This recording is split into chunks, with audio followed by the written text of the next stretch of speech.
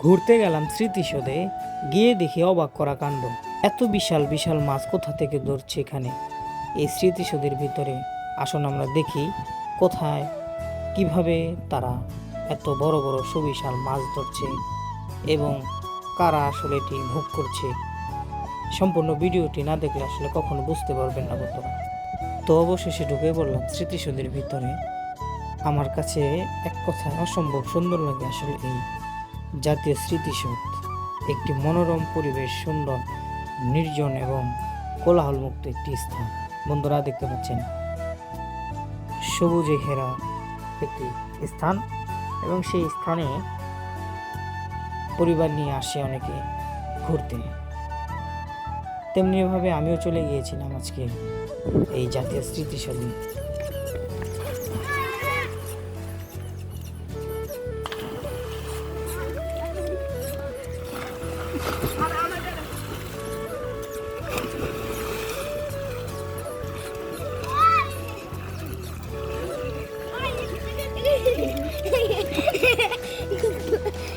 স্মৃতিসৌধের ভিতরে এই ছোট ছোট ছেলেদের আসলে আনন্দের গোসল দেখে সত্যি আমার এক মুহূর্তের জন্য আমি সেই শৈশবে চলে গেলাম। বন্ধুদের সাথে আমিও অনেক গোসল করেছি আসলে এই নদীতে। বন্ধুরা অবশেষে চলে আসলাম সেই স্থানে যেখানে আসলে এত সুন্দর সুন্দর মাছ ধরা হচ্ছিল, আর সেটি হচ্ছে স্মৃতিসৌধের যে খাল, সেইখানে আসলে ডেঙ্গি নাও দিয়ে তারা মাছ ধরছিল।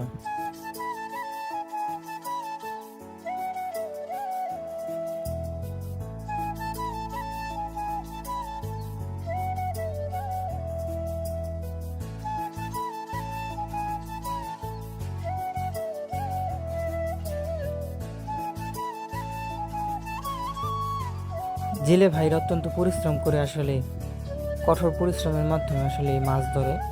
তবে এই স্মৃতিসৌধের ভেতরে এটা আসলে একটি সরকারি জমিতে তারা আসলে এত বড় বড় মাছ ধরছে, এটা আসলে অবৈধ একটি কাজ।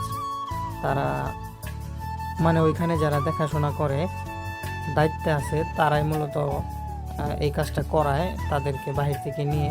এবং তারা জেলে ভাইদের আসলে কোনো দোষ নেই, কারণ তারা হচ্ছে এখানে মাছ ধরার জন্য আসে, বিনিময়ে তারা নিজেরও টাকা পায় এবং ওনাদেরকেও টাকা দেয়। তবে এটা হচ্ছে মূলত সরকারি জমি এবং সম্পদ যা আছে এগুলো সব সরকারি, কিন্তু এটা সাধারণ যে স্টাফ যারা আছে এরা ওইখানকার আত্মসাৎ করে এবং সবাই তারা মিলেমিশে এটা ভাগ-বাটোয়ারা করে। এবং এক পর্যায়ে আসলে আমি যেটা ঘুরে ঘুরে দেখতে পারলাম, পুরো এরিয়াতে প্রচণ্ড পরিমাণে মাছ। এবং আপনি যখন এই খালের পাড়ে বসবেন নির্জনে, তখন দেখবেন মানে এত মাছ, সেটা আসলে না দেখলে কখনো বিশ্বাস করবেন না।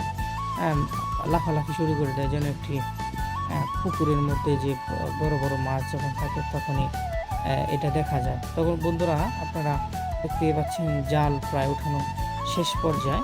তো এই মুহূর্তে আপনারা মাছ দেখতে পারবেন। আপনারা ভিডিওটি সম্পূর্ণ দেখলে আসলে আপনারা বুঝবেন আসলে প্রকৃতপক্ষে স্মৃতিসৌধের ভিতরে এটা আসলে কতখানি যৌক্তিক কাজ তারা করছে এবং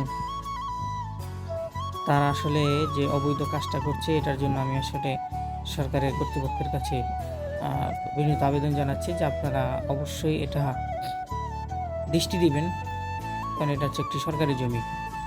ধন্যবাদ সবাইকে, ভালো থাকবেন, সুস্থ থাকবেন। দেখা হবে পরবর্তী কোনো ভিডিওতে। আসসালামু আলাইকুম।